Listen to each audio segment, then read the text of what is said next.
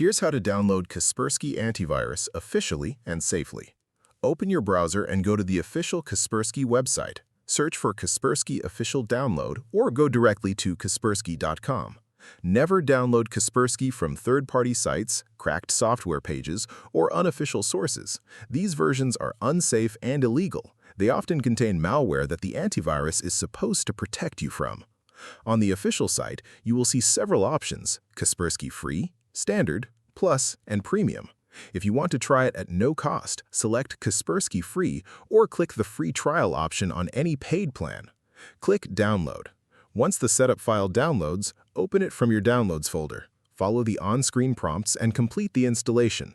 After installation, let Kaspersky update its virus database before running your first scan. This ensures it has the most current threat definitions and gives you the best protection from day one. If you decide to purchase a paid plan after the trial, the description has links to the official Kaspersky subscription options, including single PC and multi-device plans with genuine license keys. If this helped you out, hit that subscribe button for more straight-to-the-point tutorials on Step by Click.